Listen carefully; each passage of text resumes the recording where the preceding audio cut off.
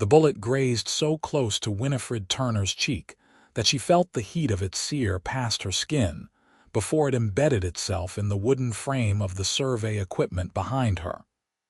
"Get down."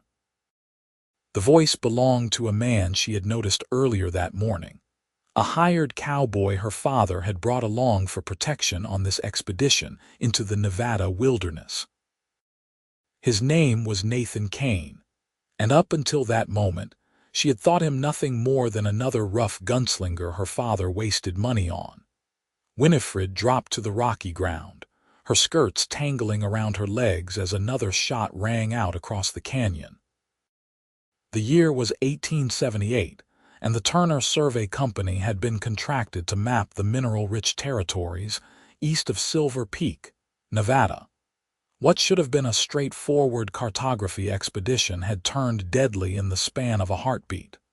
"Stay behind the wagon," Nathan shouted, his revolver already drawn as he positioned himself between Winifred and the ridge where the shots originated. His weathered hat shadowed his face, but she could see the sharp focus in his gray eyes as he scanned the terrain. Her father, Cornelius Turner, scrambled toward them from where he had been taking measurements near the canyon edge.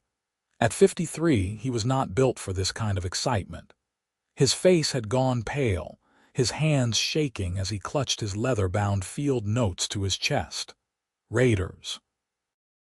Cornelius gasped, diving behind the wagon beside his daughter. "Claim jumpers, most likely," Nathan replied, firing a warning shot toward the ridge. "They probably think you are scouting for a mining operation. These hills have been crawling with desperate men since the Comstock lode started playing out."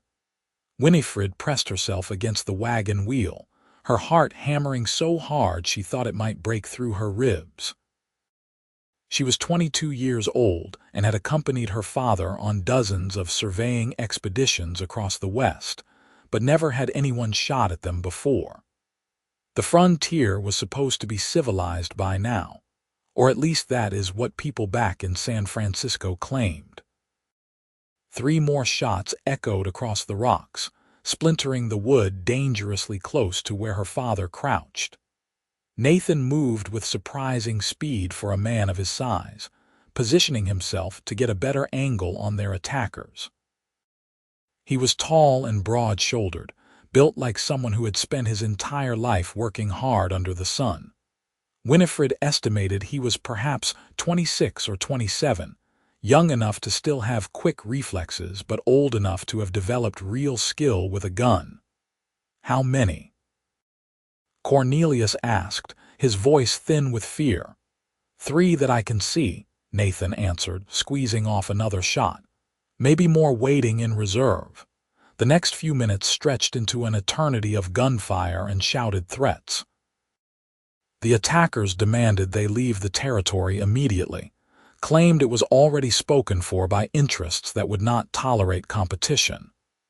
Nathan held them off with steady, economical shooting, never wasting ammunition, but making each shot count enough to keep the raiders pinned down.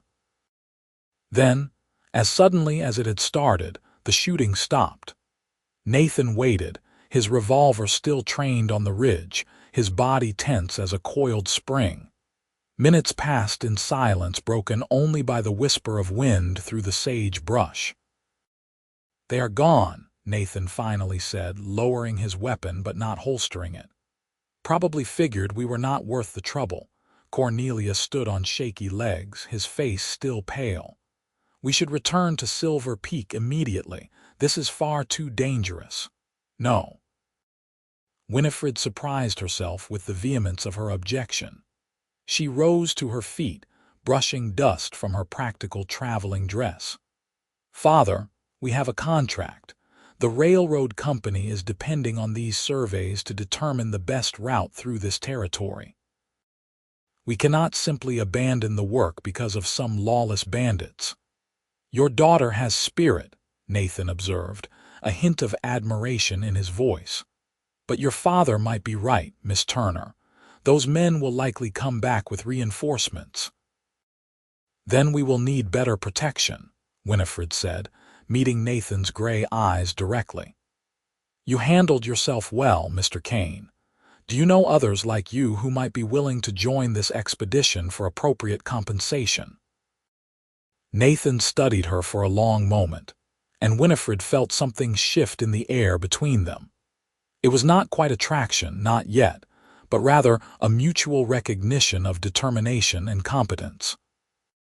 She saw in his face that he was not just another hired gun, but someone who took his responsibilities seriously. "I might know a few men," Nathan said slowly, "but it will cost you." "My father pays fair wages for honest work," Winifred replied. "We need men who can protect this expedition while we complete our surveys. The work will take at least 3 more weeks, possibly 4 if we encounter difficult terrain." Cornelius looked between his daughter and the cowboy, clearly torn between his natural caution and his need to fulfill the lucrative railroad contract. Finally, he nodded. "Very well. Mr. Kane, hire whomever you need within reason, but I want your assurance that you will keep my daughter safe." "You have it," Nathan said, and the simple certainty in his voice sent an unexpected warmth through Winifred's chest. They made camp that night in a more defensible position, a small box canyon with only one entrance that Nathan could easily watch.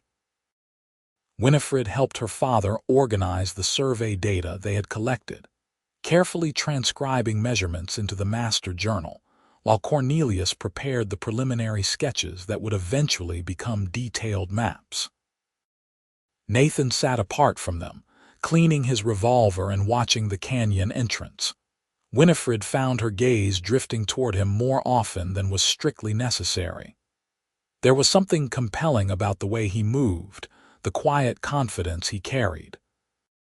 He was not like the men she knew in San Francisco, the overdressed bankers and railroad executives who courted her with flowery words and empty promises.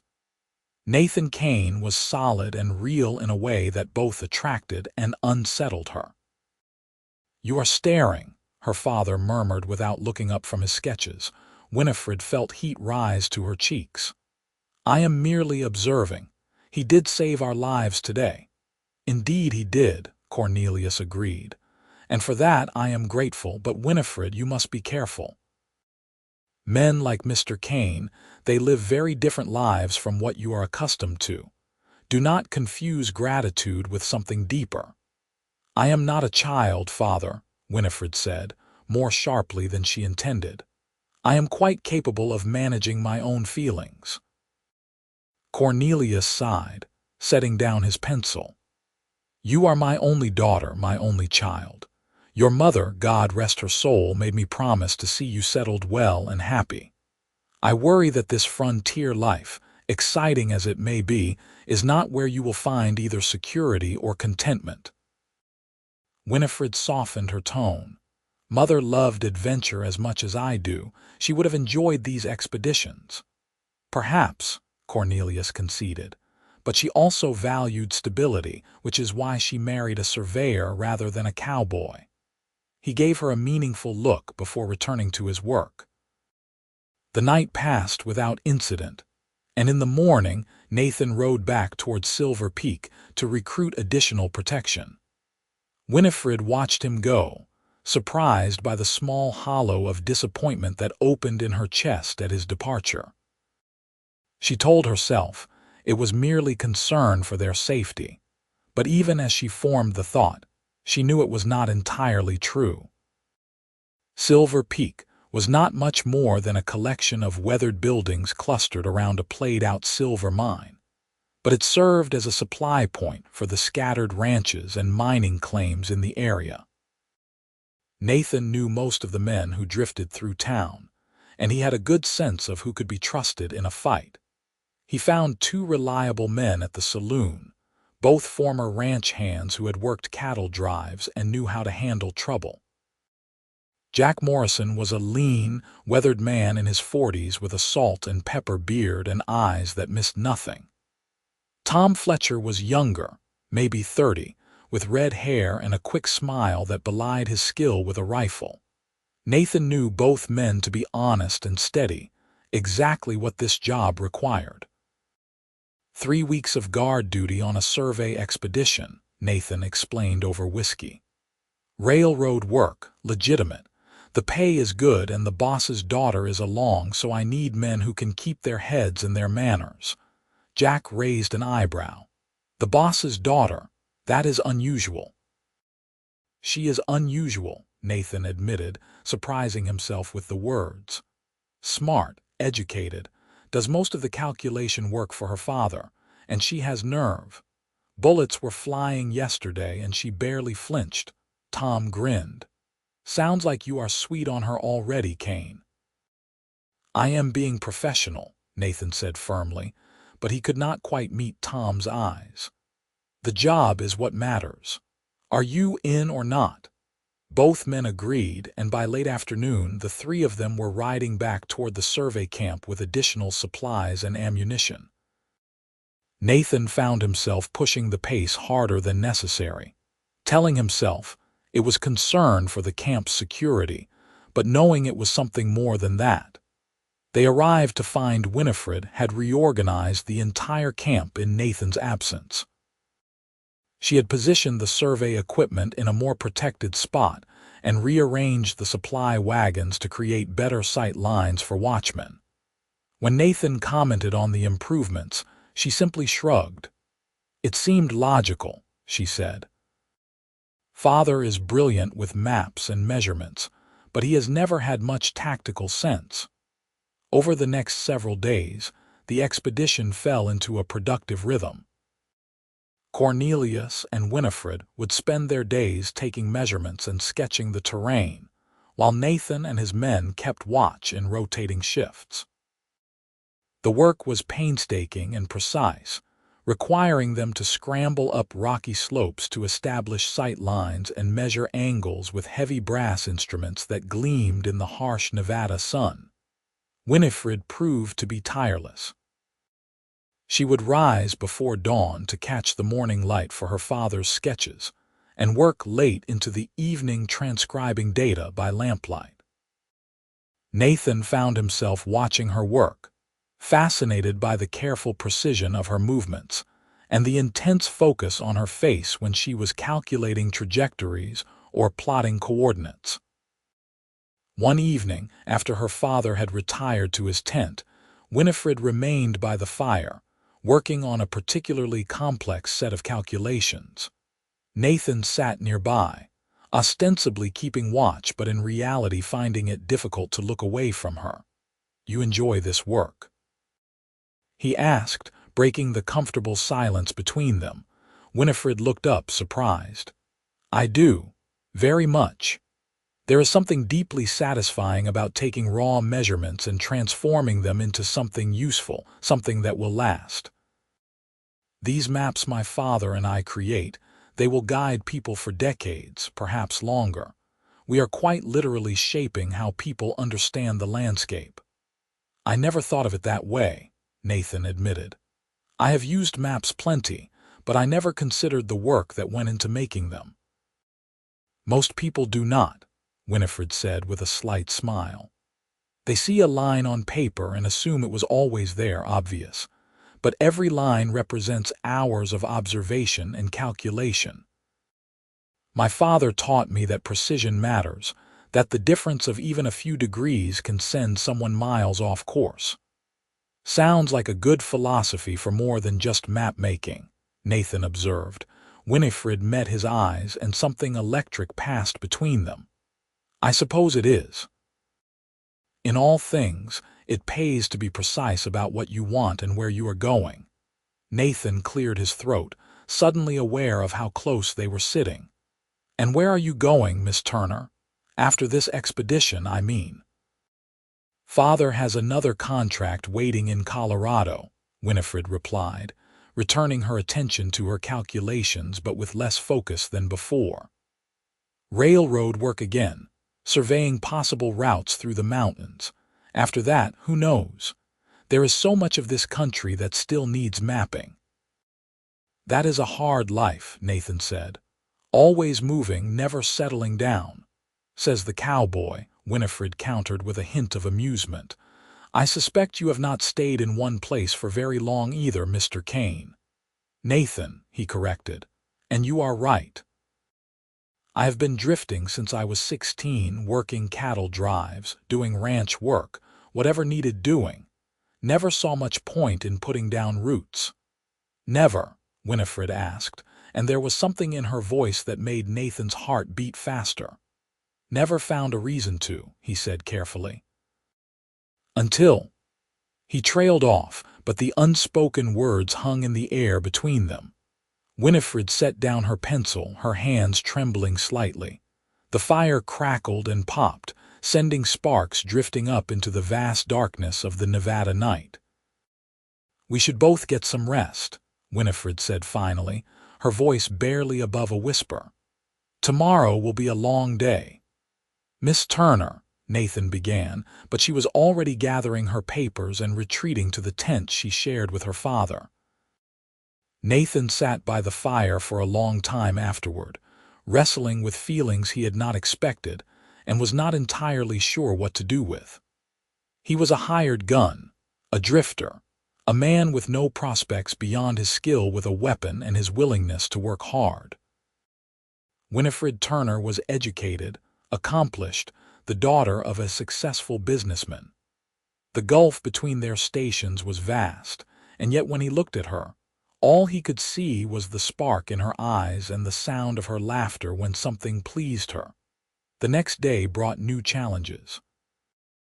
They were working their way along a ridge that overlooked a broad valley when Cornelius discovered signs of recent mining activity.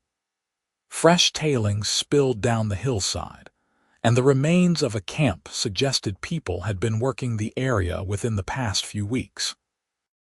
"This complicates things," Cornelius muttered, sketching the terrain into his notebook. "The railroad will need to know about any active claims along this route." "Could be those were the men who shot at us," Jack Morrison suggested. He had been scouting ahead and had returned with the news of the mining activity. "Might have thought you were claim jumpers yourselves." "Possibly," Nathan agreed, "but that does not make them less dangerous. Tom, ride a perimeter, see if anyone is actively working those claims now." Tom nodded and spurred his horse into motion. Nathan stayed close to Winifred and her father as they continued their surveys, his hand never far from his revolver. The tension in the air was palpable, everyone aware that they might be trespassing on someone's claimed territory, legal or otherwise. They were measuring angles near the old mine entrance when Tom came thundering back, his horse lathered and wild-eyed. "Riders," he shouted. "At least a dozen, coming hard from the east. Pack up now," Nathan ordered, already moving to help Cornelius gather his equipment. "We need to get to higher ground." But even as they scrambled to collect their surveying instruments and mount their horses, Nathan knew they would not make it in time. The riders appeared over the ridge like a dust storm, moving fast and with clear purpose. These were not random drifters or claim jumpers. They were organized, well-armed, and they had the numbers to overwhelm Nathan's small group easily. "Behind me," Nathan said, positioning himself between the approaching riders and Winifred. His hand rested on his revolver, but he did not draw. Not yet. There might still be a chance to talk their way out of this.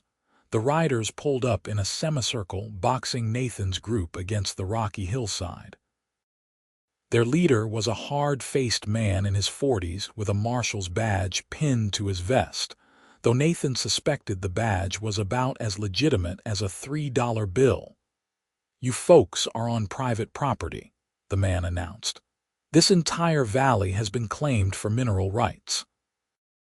"We are conducting a survey for the Central Pacific Railroad," Cornelius replied, his voice admirably steady despite the obvious danger. "We have legal authority to map this territory." "Your legal authority does not mean much out here," the false marshal said. "The men who hold these claims, they do not take kindly to strangers poking around, especially strangers with surveying equipment.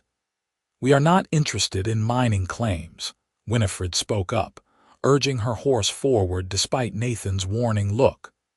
We are mapping the terrain for railroad routes. If anything, our work will increase the value of local claims by providing better access to markets. The false marshal's eyes narrowed as he looked at Winifred. A woman doing survey work, that is unusual. The world is changing, Winifred said evenly.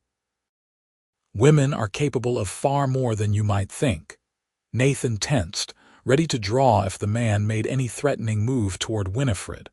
But instead, the false marshal laughed, a sound without humor.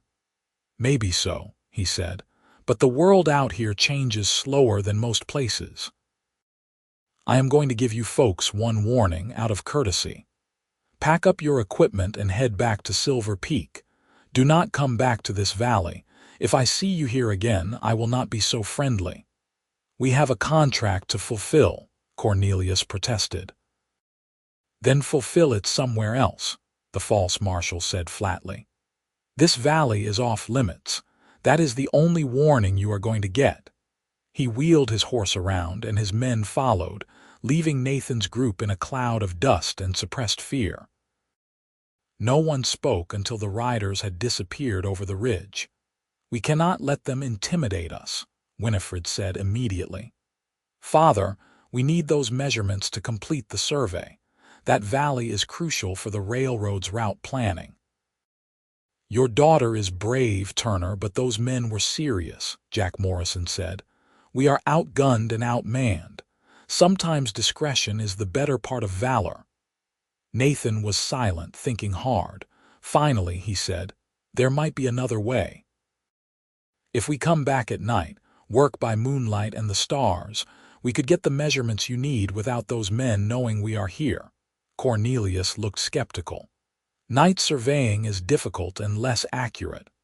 But it is possible, Winifred pressed. Father, you taught me how to use celestial navigation. We can take star sightings and measure angles by lamplight. It will be harder, but we can do it. Nathan could see Cornelius wavering, torn between caution and the need to complete his contracted work.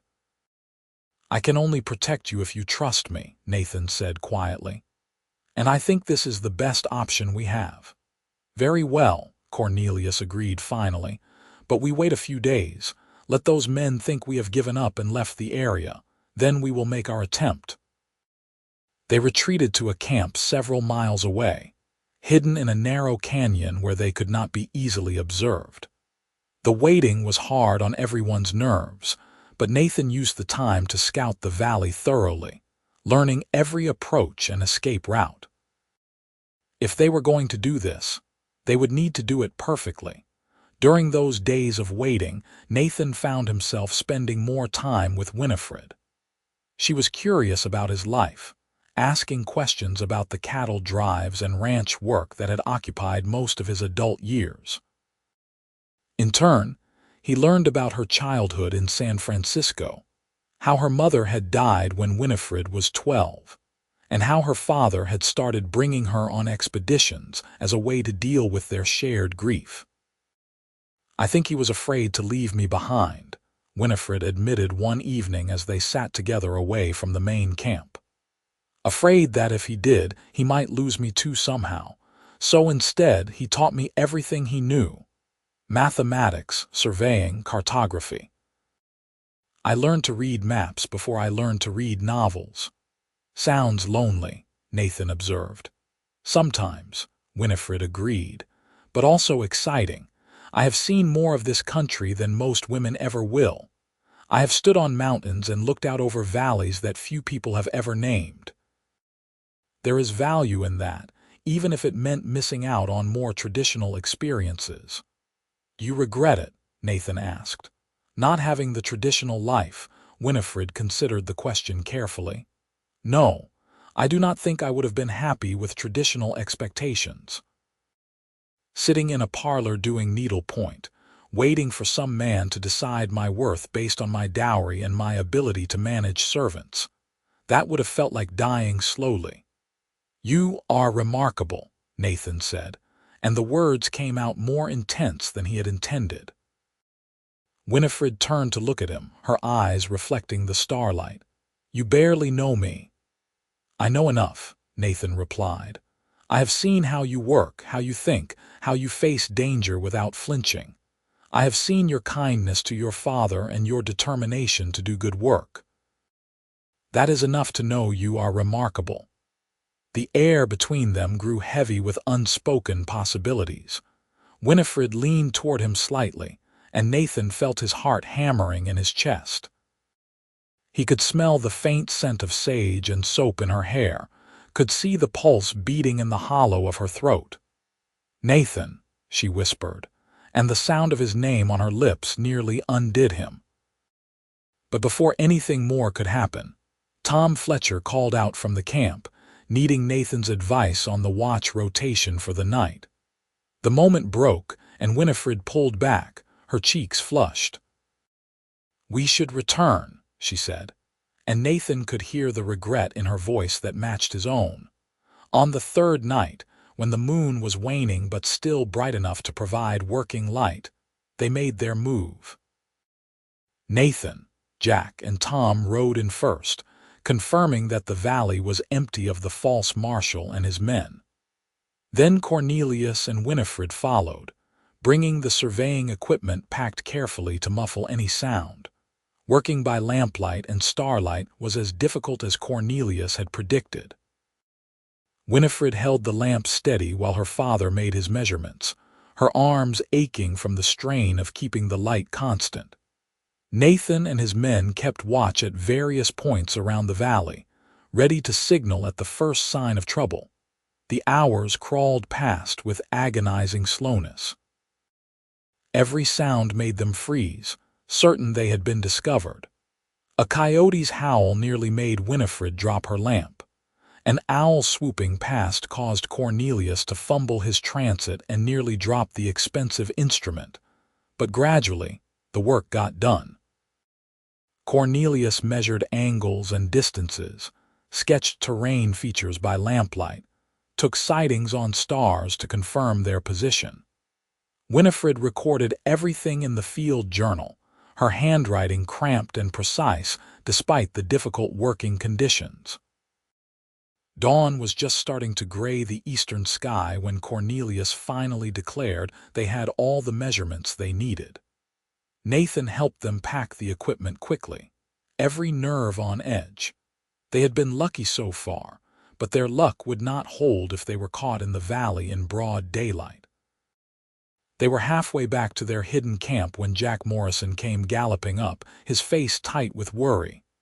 "Riders on the ridge behind us, they have seen us." "How many?" Nathan demanded. "All of them. The whole group from before, maybe more." Nathan made a split-second decision. "Tom, you and Jack get Mr. Turner and the equipment back to the camp. Take the long route around the hills. I will lead the riders off in another direction, give you time to get clear." "Nathan, no." Winifred's voice was sharp with fear. "They will kill you if they catch you alone." "They have to catch me first," Nathan said, managing a tight smile. "I know this country now, and I am a better rider than most of those men. I will lose them in the hills and circle back to camp after dark." "This is madness," Cornelius protested, but Nathan was already pulling Winifred from her horse onto his own saddle. "What are you doing?" she gasped. "Insurance," Nathan said grimly. "If they think I have you, they will follow me instead of your father. Tom, take Miss Turner's horse with you. Make it look like we all went the same direction."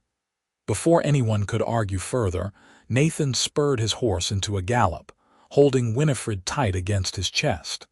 Behind them, he could hear shouts as the riders spotted them and gave chase.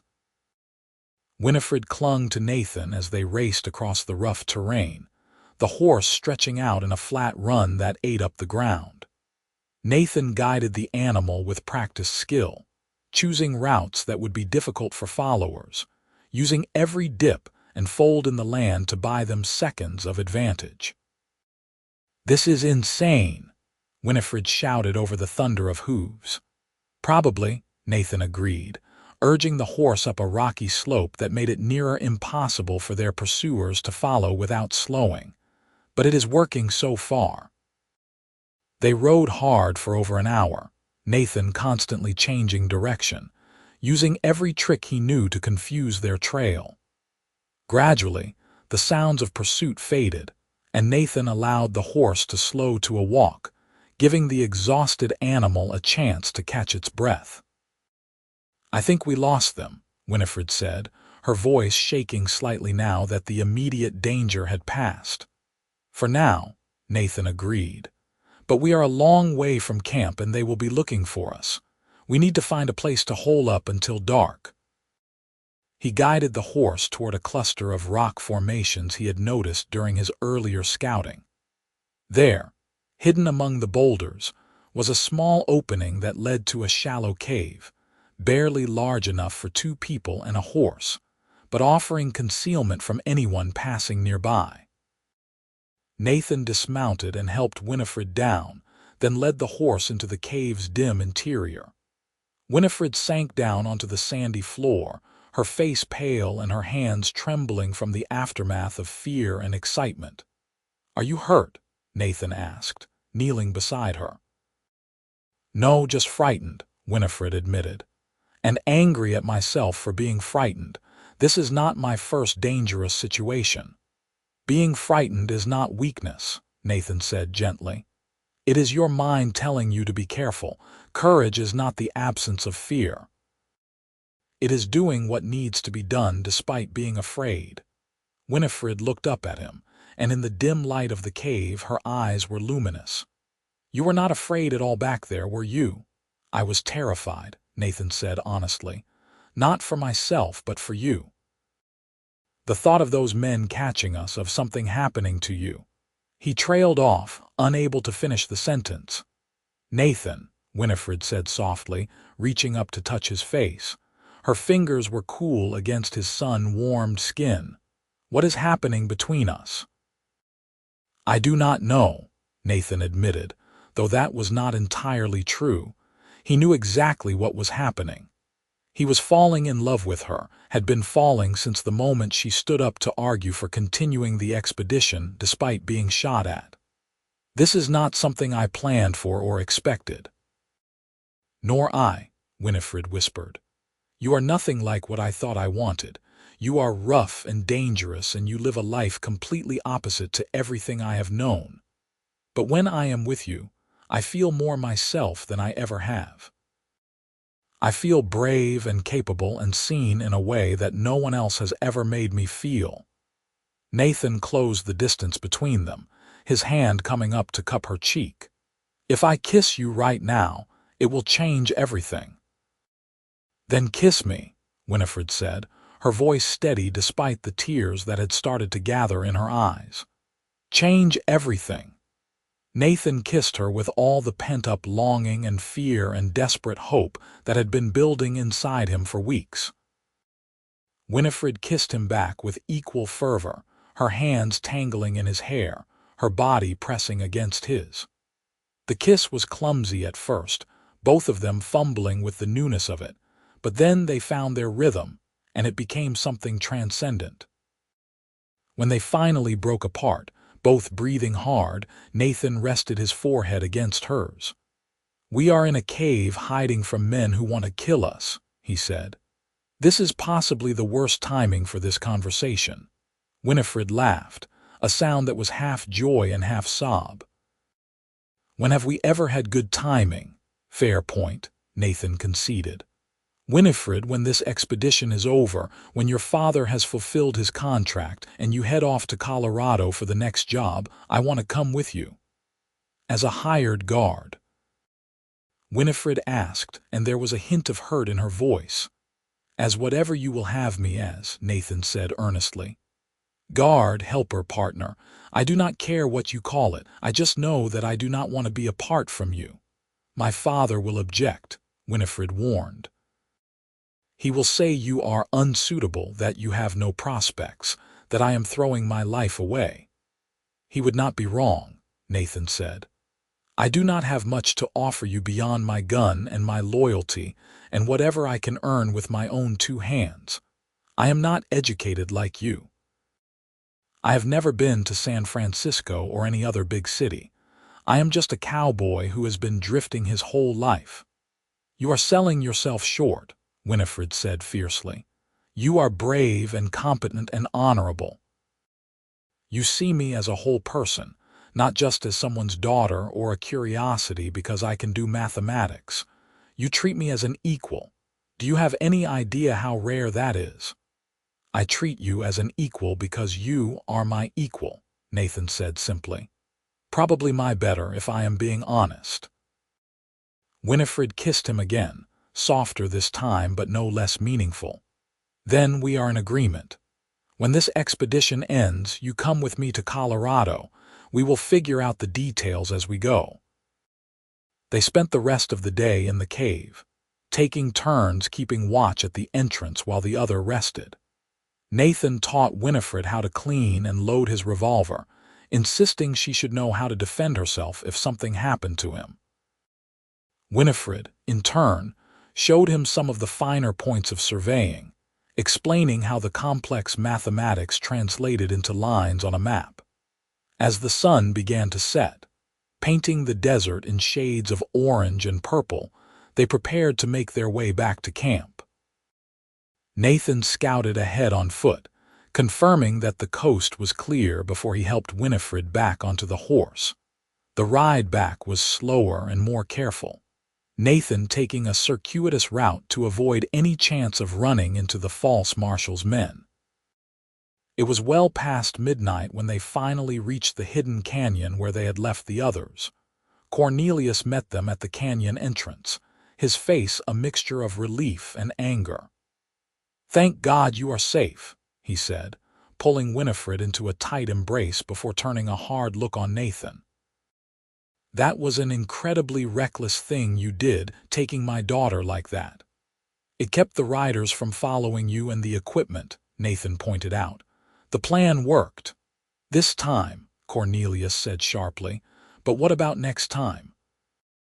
What happens when your reckless heroics get someone killed?" "Father, please," Winifred intervened. "Nathan saved my life, possibly all our lives. You should be thanking him, not berating him." "I am grateful, truly," Cornelius said, his voice softening slightly. "But gratitude does not erase the fact that my daughter spent an entire day and night alone with a man, unchaperoned. Her reputation." "My reputation," Winifred's voice rose with anger. "Father, we are in the middle of the Nevada wilderness. There is no one here to care about such things. And even if there were, I am a grown woman capable of making my own choices about whom I spend time with." Cornelius looked between his daughter and Nathan, and understanding dawned on his face. "I see. This is not just about the expedition anymore, is it?" "No," Winifred said firmly. "It is not." Nathan expected Cornelius to explode, to forbid whatever was developing between them, but instead the older man simply looked tired. "We will discuss this later," he said. "For now, everyone needs rest. Tomorrow we break camp and head back to Silver Peak. We have the measurements we need, and this territory has become too dangerous to linger in." The journey back to Silver Peak took 2 days of steady travel. Nathan kept the group moving at a cautious pace, avoiding the main trails and posting extra watches at night. There were no signs of pursuit, but Nathan refused to let his guard down until they were safely back within sight of the town. Silver Peak looked exactly as they had left it, a dusty collection of buildings that seemed to be in a constant state of either construction or collapse depending on the current fortunes of the local mining claims. But after weeks in the wilderness, it felt almost welcoming.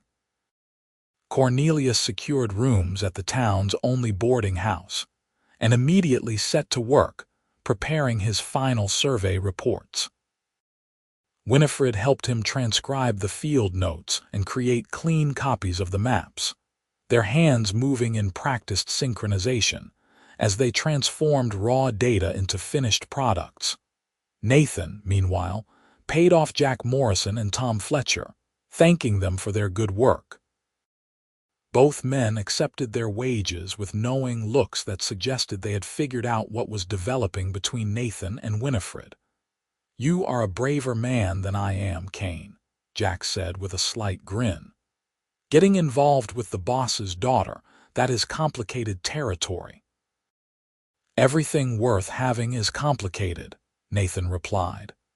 That evening, after the maps were completed and ready to be shipped to the railroad company, Cornelius asked to speak with Nathan privately. They walked to the edge of town, where the buildings gave way to open desert. "You care for my daughter," Cornelius said. It was not a question. "I do," Nathan confirmed, "more than I have cared for anyone in my life." "She cares for you as well," Cornelius continued. "I can see it in how she looks at you, how she speaks about you." "My daughter is a poor liar, always has been." "Mr. Turner, I know I am not what you would have chosen for her," Nathan began, but Cornelius held up a hand. "You are right, you are not.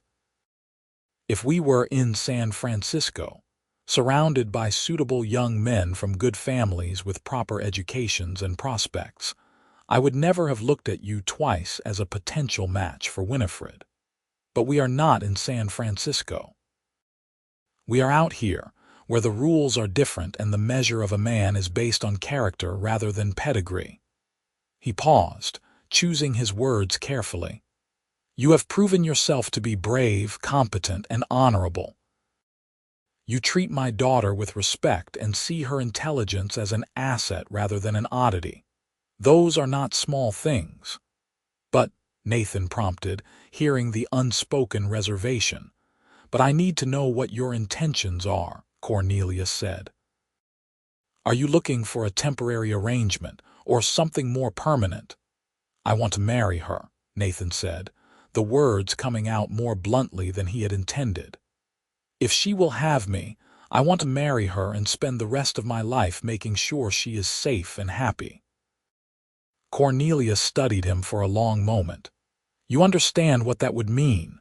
Winifred is not going to give up surveying work just because she is married. She loves this work too much." "I know," Nathan said, "and I would never ask her to.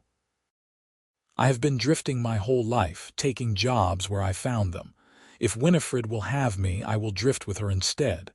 I can do guard work on her expeditions, help with the heavy equipment, whatever is needed. I am a quick learner." "Yes, I have noticed that," Cornelius said. A small smile tugged at his lips. "Very well, Mr. Kane. You have my permission to court my daughter properly, but there will be conditions." "Name them." "First, you will marry her before the expedition to Colorado. I will not have people gossiping about my daughter traveling with her lover unchaperoned. Second, you will treat her as a full partner in all things, not as a subordinate or a decoration. And third, you will protect her not just from physical danger, but from those who would try to diminish her or force her into a lesser role because of her gender." "Those are not conditions," Nathan said. "Those are things I would do anyway." "Then we understand each other," Cornelius said, extending his hand.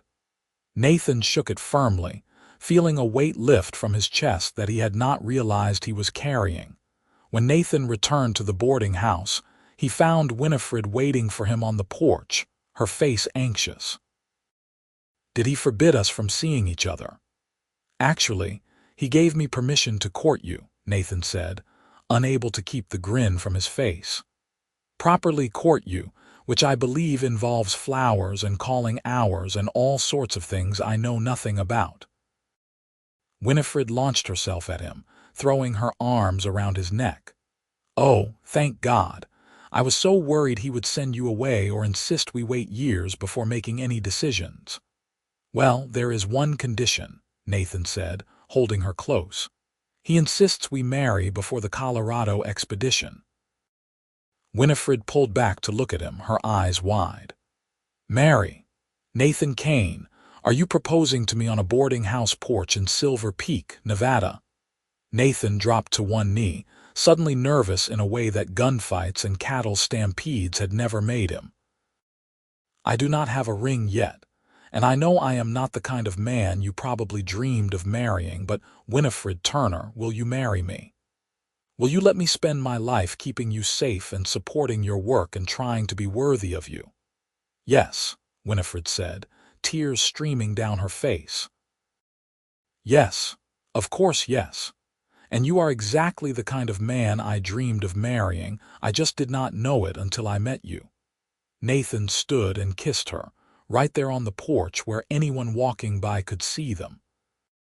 Winifred kissed him back without any regard for propriety or appearances, and Nathan thought his heart might burst from happiness. They were married 3 weeks later in a small church in Carson City, the nearest town large enough to have a proper minister. Cornelius gave his daughter away with tears in his eyes, remembering the wife he had lost and grateful that his daughter had found someone who would cherish her the way she deserved. Jack Morrison and Tom Fletcher served as witnesses, having ridden in especially for the occasion. Winifred wore a simple blue dress, practical enough for travel but still pretty, with wildflowers in her hair that Nathan had picked that morning. Nathan had invested in a new suit, the first he had ever owned, and he felt stiff and uncomfortable in it until Winifred whispered that he looked handsome. The ceremony was short and simple, the minister's words echoing in the small church. When Nathan slipped a plain gold band onto Winifred's finger, his hands were shaking. When Winifred said her vows, her voice was clear and strong, and Nathan felt like the luckiest man alive. They spent their wedding night in a hotel in Carson City, the first time they had been truly alone together as husband and wife. Nathan was gentle and patient, and Winifred was brave and curious, and together they navigated the newness of intimacy with a combination of awkwardness and laughter and tenderness that felt exactly right. The next morning, they began the journey to Colorado, where Cornelius had a new contract to survey potential railroad routes through the Rocky Mountains. The work would be harder and more dangerous than Nevada, but Nathan and Winifred faced it together, partners in every sense of the word. Over the next several years, they developed a reputation as one of the best surveying teams in the West. Cornelius handled the overall project management. Winifred did the complex calculations and detailed mapping, and Nathan provided security and logistical support. They worked on surveys from Colorado to Montana, from Arizona to the Dakota territories, always moving, always working, always together. Winifred taught Nathan mathematics and cartography, patient with his initial struggles but delighted when he showed a natural aptitude for spatial reasoning. Nathan taught Winifred wilderness skills, how to read the weather and track game and survive in country that could kill the unprepared. They learned from each other constantly, each bringing their own strengths to create something greater than either could have achieved alone. In 1882, on a surveying expedition in Wyoming, Winifred discovered she was pregnant. The news terrified and delighted them in equal measure. Cornelius insisted they return to San Francisco for the birth, and for once, neither Winifred nor Nathan argued. Their son was born in January of 1883, a healthy boy with his mother's dark hair and his father's gray eyes. They named him Cornelius Nathan Kane, though everyone called him Neil. Winifred spent 3 months recovering and adjusting to motherhood before she grew restless. "I cannot just sit in a parlor," she told Nathan one evening, bouncing Neil on her hip. "I will lose my mind. The mathematics, the surveying, that is who I am. I do not want to give it up just because I am now a mother." "Then do not give it up," Nathan said simply. "We will figure it out. Maybe we take shorter expeditions, closer to towns where we can leave Neil with someone trustworthy when the work gets too dangerous. Or maybe we bring him along, raise him the way your father raised you." They chose a combination of both approaches. When Neil was an infant, they left him with Cornelius's sister in San Francisco during the most difficult surveys. But as he grew older, they began bringing him along. Neil's first memories were of vast open spaces, of learning to count by measuring distances, of falling asleep under more stars than most children ever saw. Cornelius Turner passed away in 1887, peacefully in his sleep after completing what he called his masterwork, a comprehensive atlas of railroad routes throughout the Western Territories.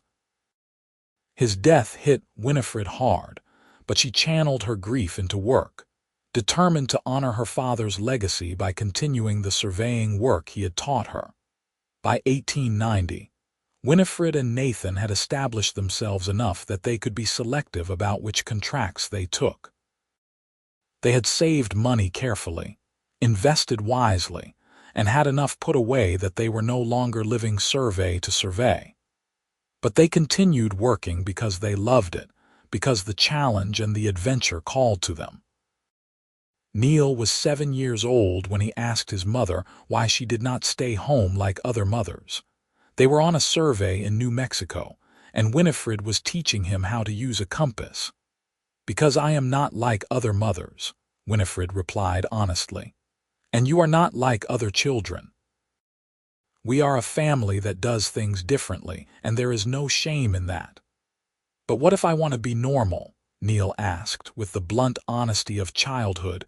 Winifred considered the question carefully. "Then, when you are grown, you can choose normal. You can get an office job in a city and live in a house that stays in one place. But right now, while you are young, your father and I want to show you the world and all its possibilities. Is that all right?" Neil thought about it and then nodded. "I guess so. And besides, none of my friends back in San Francisco have gotten to see real cowboys or Indians or canyons." "That is true," Winifred agreed, hiding her smile. In 1893, Winifred realized she was pregnant again. This pregnancy was harder than the first, her body now 37 years old and less resilient than it had been 10 years earlier. Nathan insisted they settle in Denver for the duration, renting a small house where Winifred could rest and be near a doctor.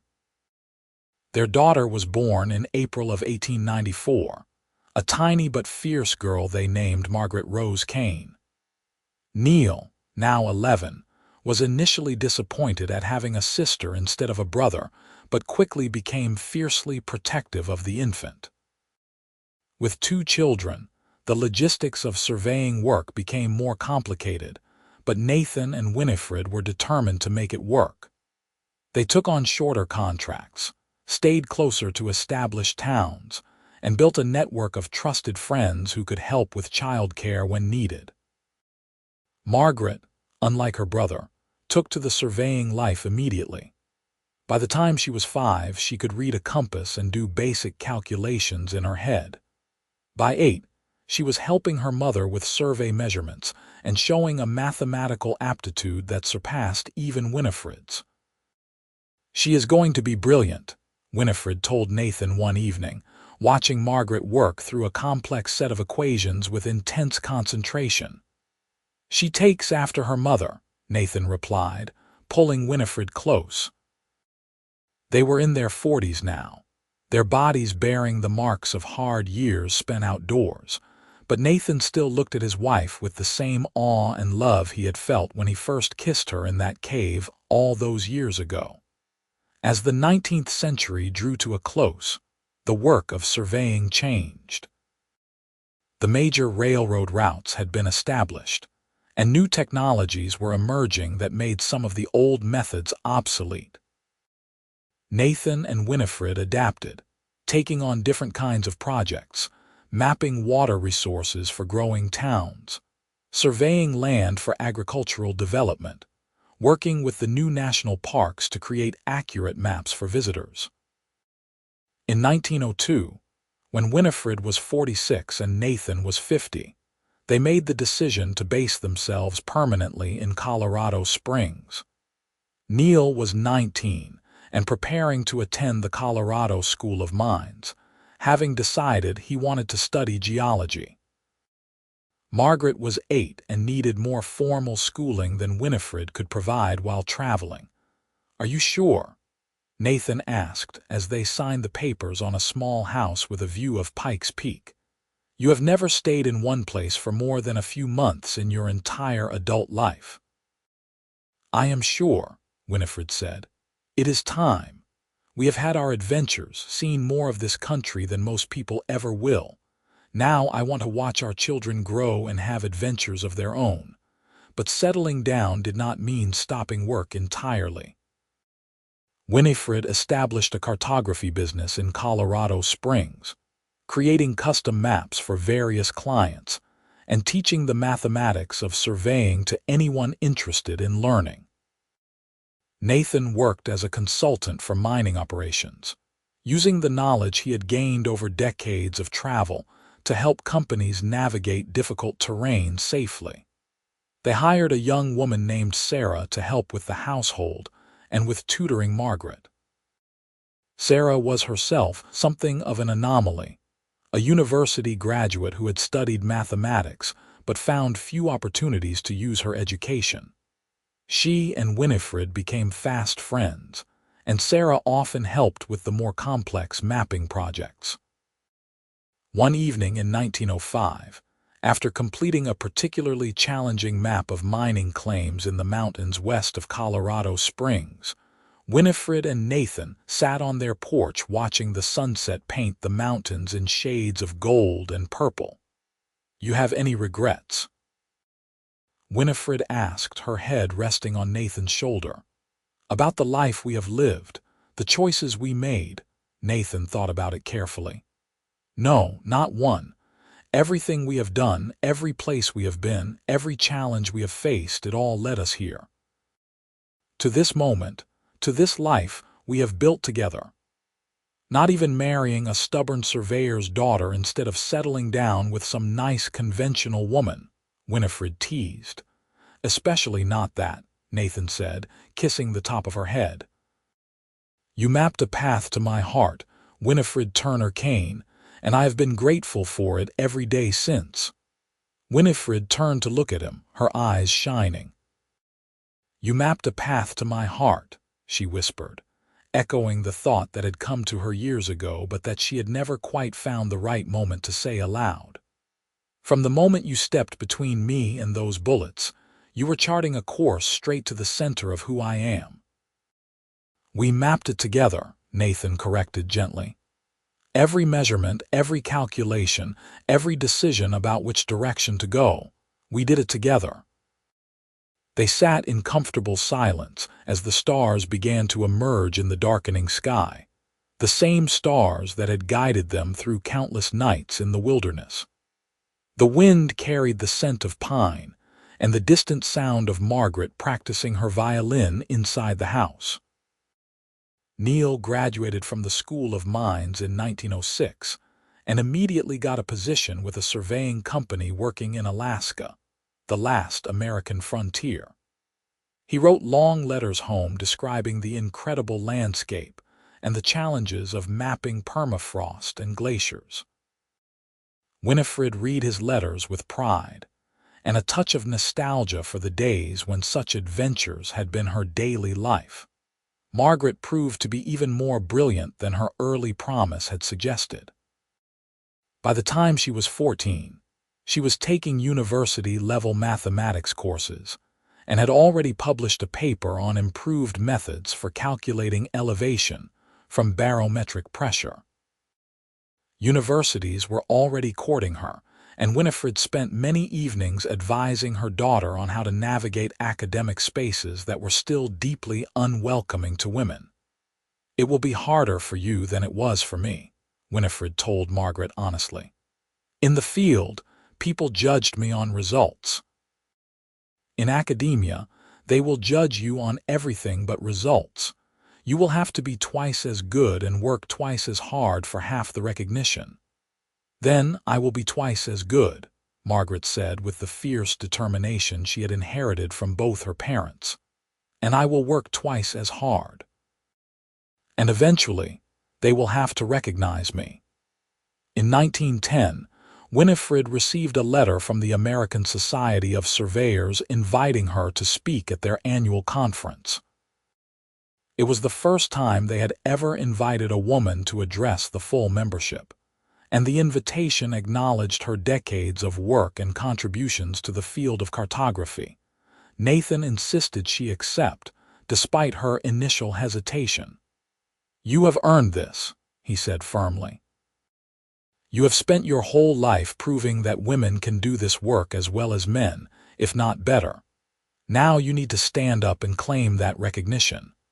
Winifred traveled to Washington, D.C., for the conference, bringing Margaret with her. Her speech, titled "Precision and Progress: Innovations in Western Surveying," was met with thunderous applause from some quarters and stony silence from others. But it did not matter to Winifred. She had said what needed to be said, and she had done it on her own terms. After the conference, several young women approached her, asking for advice on how to enter the surveying profession. Winifred spent hours talking with them, sharing both the challenges and the rewards, and came away feeling that perhaps the path she and Nathan had carved out might make the journey easier for those who came after. By 1915, Nathan was 63 and Winifred was 59. Their bodies were slowing down, joints that had been abused by decades of hard physical work now complaining more frequently. But their minds remained sharp, and their love for each other had only deepened with time. They celebrated their 34th wedding anniversary by taking a short trip back to Nevada, retracing part of the route of that first dangerous expedition where they had fallen in love. Silver Peak was nearly abandoned now, the silver long since played out, but the landscape remained as stark and beautiful as they remembered. They found the valley where they had done that midnight survey all those years ago, the valley that had started everything. Standing there, holding hands and looking out over the terrain they had mapped so carefully, Winifred felt tears prick her eyes. "It is still here," she said softly, "unchanged, as if all those years never happened." "But they did happen," Nathan said, squeezing her hand. "And we are different because of them. Better, I think." They spent that night camping under the stars, just the two of them, and it felt like being young again. Nathan built a fire while Winifred set up their bedrolls, falling into the old familiar rhythms of work shared. They talked late into the night, remembering adventures and narrow escapes, laughing over misunderstandings and mistakes that had seemed catastrophic at the time, but were now just funny stories. "If you could do it all over again," Nathan asked as the fire burned down to embers, "would you change anything?" "Not a single thing," Winifred said firmly. "Every moment, good and bad, led us here. Led us to a life I could never have imagined for myself, but that fits me perfectly. Led us to children who are going out into the world to make their own marks. Led us to each other, which is the greatest gift I have ever received." They made love under the stars that night, gentle and tender, their bodies knowing each other so well that words were unnecessary. Afterward, they lay wrapped in each other's arms, Winifred's head on Nathan's chest, listening to the steady beat of his heart. Neil got married in 1917 to a woman named Catherine who worked for the Alaska Surveying Company as a bookkeeper. They had a winter wedding in Juneau, and Nathan and Winifred made the long journey north to attend. It was the farthest Winifred had ever traveled, and she was fascinated by the Alaska landscape, so different from the deserts and mountains she knew. Margaret, meanwhile, had become the first woman to earn a doctorate in mathematics from the University of Chicago. She was now teaching at a women's college in Massachusetts and had published several influential papers on geodesy and map projections. She visited Colorado whenever her schedule allowed, always bringing new ideas and questions for her mother. In 1920, Nathan had a health scare, his heart giving him trouble after a winter illness. The doctor ordered him to take it easy, to avoid strenuous activity and stress. Nathan chafed at the restrictions, hating the feeling of his body betraying him, but Winifred was firm. "You have spent your whole life taking care of me and our family," she told him. "Now it is my turn to take care of you. Let me do that." Nathan recovered, but both of them understood that time was becoming precious in a new way. They had been blessed with good health and long lives, but that blessing would not last forever. They began to be more deliberate about how they spent their days, focusing on what mattered most. They traveled less but entertained more, their home in Colorado Springs becoming a gathering place for surveyors, cartographers, engineers, and adventurers passing through. Winifred loved hosting dinners where ideas and stories were exchanged freely, where young people starting their careers could benefit from the wisdom of those who had gone before. In 1923, Neil and Catherine had their first child, a boy they named Nathan Cornelius Kane. When Winifred held her grandson for the first time, she was overwhelmed with emotion, seeing in his tiny face the continuation of everything she and Nathan had built together. "Your great-grandfather would have loved you," she whispered to the baby. "He would have taught you to measure angles and read stars and see the world as a great puzzle waiting to be solved." Margaret married in 1925, somewhat to everyone's surprise, to a fellow mathematician she had met at a conference. His name was David, and he was one of the few men who was not intimidated by Margaret's brilliance, but instead delighted in it. They had a partnership of equals, much like Winifred and Nathan's own marriage, and Winifred approved wholeheartedly. The years continued to pass, marked by seasons and grandchildren, and the slow, steady accumulation of memories. Nathan's health continued to be fragile, and Winifred knew with growing certainty that her time with him was limited. But rather than let that knowledge make her bitter, she chose to be grateful for every day they had. In the spring of 1928, Nathan and Winifred celebrated their 55th wedding anniversary. Their children and grandchildren gathered in Colorado Springs for a party that lasted an entire weekend. There were speeches and toasts, laughter and tears, stories told and retold about the adventures of the Kane family. On the actual anniversary, after all the guests had gone home, Nathan and Winifred sat together on their porch as they had done countless times before. The sun was setting over the mountains, painting the world in shades of orange and gold. 55 years, Nathan said wonderingly. "Who would have thought that scared cowboy in Nevada would end up here?" "I would have," Winifred said. "From the moment you kissed me in that cave, I knew we were going to have a remarkable life together."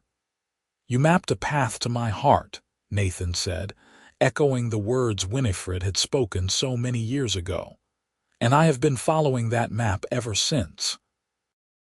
Winifred smiled, taking his weathered hand in hers. "We mapped it together, remember? Every decision, every turn, every mountain we climbed, and every valley we crossed. We did it together." "Together," Nathan agreed. "The only way I would have wanted to do it."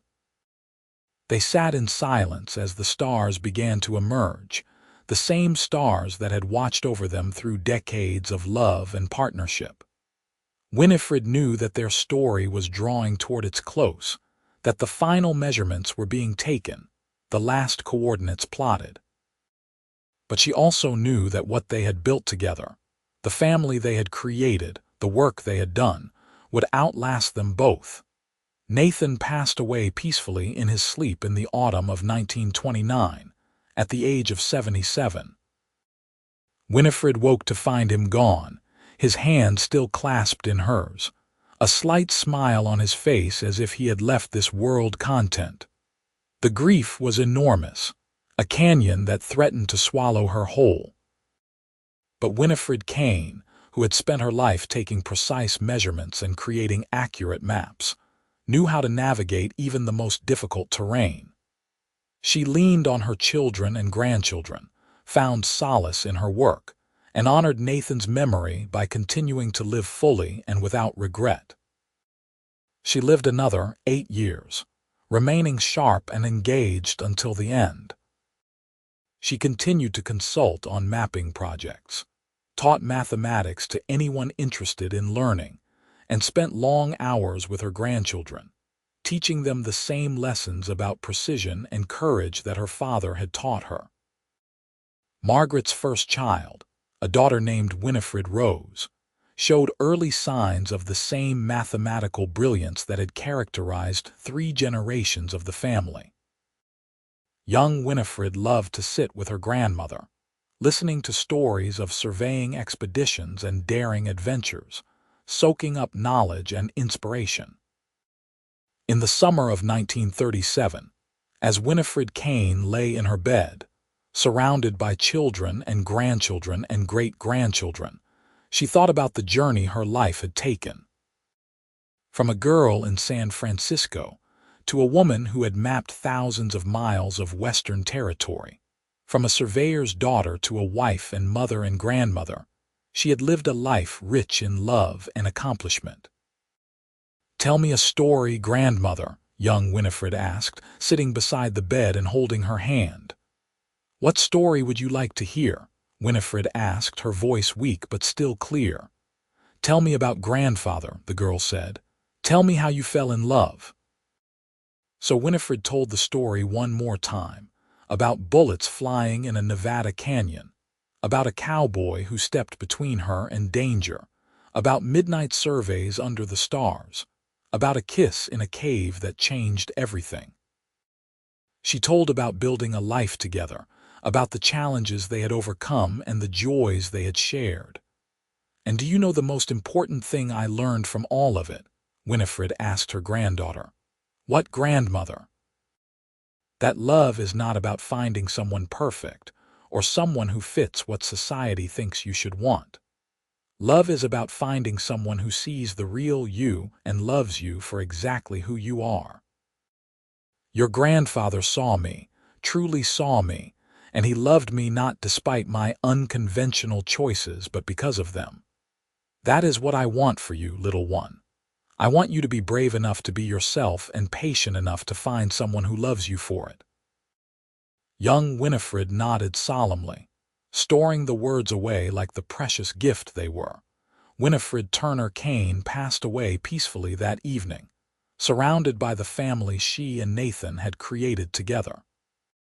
She was 81 years old and had lived a life that defied all the limitations society had tried to place on her. At her funeral, Margaret read from her mother's journals, sharing insights and observations from decades of surveying work. Neil spoke about the lessons his parents had taught him about courage and determination. The grandchildren shared stories and memories, painting a picture of a woman who had been brilliant, brave, loving, and utterly herself until the very end. They buried her next to Nathan in a cemetery with a view of the mountains she had spent her life mapping. The headstone reads simply, "Winifred Turner Kane, 1856–1937, Surveyor, Mother, Beloved Wife." She mapped her own path, the work that Winifred and Nathan had done together lived on. The maps they had created were used for decades, guiding travelers and engineers and settlers. The methods Winifred had developed for accurate surveying in difficult terrain became standard practice. The example they had set, of a partnership of equals building a life based on mutual respect and shared passion, inspired others to challenge conventional expectations. Young Winifred Rose went on to become a renowned mathematician and physicist, eventually working on the early space program, using the principles her grandmother had taught her to help map trajectories to the moon. She never forgot the story of how her grandparents fell in love, and she told it to her own children and grandchildren, keeping the memory alive. Neil's children continued the family tradition of exploration, though they did it in different ways. One became a geologist, another an anthropologist, the third a pilot who flew survey missions over remote territories. They carried forward the spirit of curiosity and courage that Nathan and Winifred had embodied. Margaret's children pursued academic careers, teaching and researching at universities around the world. They published papers that cited their grandmother's work, building on her foundations and carrying her innovations forward into new fields. The house in Colorado Springs remained in the family for generations, a touchstone and gathering place where the descendants of Nathan and Winifred Kane would meet to share stories and strengthen bonds. The porch where the couple had sat watching countless sunsets became a place of pilgrimage, where family members would come to think and remember and feel connected to the remarkable love story that had started it all. In later years, historians studying the development of surveying and cartography in the American West would discover Winifred's work and recognize her contributions. Academic papers were written, awards were posthumously granted, and she was finally given the recognition she deserved as one of the pioneering women in her field. But for those who knew her, for the family she and Nathan had built together, her greatest legacy was not the maps or the mathematical innovations. It was the example she had set of living authentically, of building a partnership based on equality and mutual respect, of being brave enough to choose love over convention, and to create a life that honored both her own gifts and the gifts of the man she loved. The story of Nathan Kane and Winifred Turner was told and retold through the generations, growing in the telling but never losing its essential truth. It was a story about courage and love, about two people finding each other against all odds and building something beautiful together. It was a story about mapping not just the external landscape, but also the internal territory of the heart.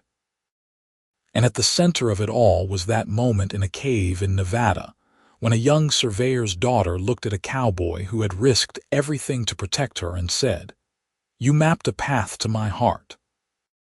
That moment, that recognition of love and partnership, had rippled outward through time, affecting lives that would not be born for generations to come.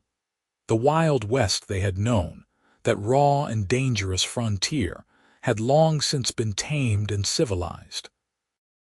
The territories they had surveyed had become states. The routes they had mapped had become highways. The wilderness they had explored had become parks and towns and cities. But the love they had shared, the life they had built together, remained as vital and true as it had been on that first day when Nathan stepped between Winifred and danger. Their story became a family treasure, passed down like an heirloom, reminding each new generation that love and courage and determination could overcome any obstacle. That two people, working together with respect and devotion, could create something that would outlast them both. That the most important map anyone could ever make was the one that led them to their own true path, and to the person with whom they were meant to walk that path. And so the story of Nathan and Winifred lived on, a testament to the enduring power of love and the remarkable things that become possible when two hearts map their course together toward a shared horizon.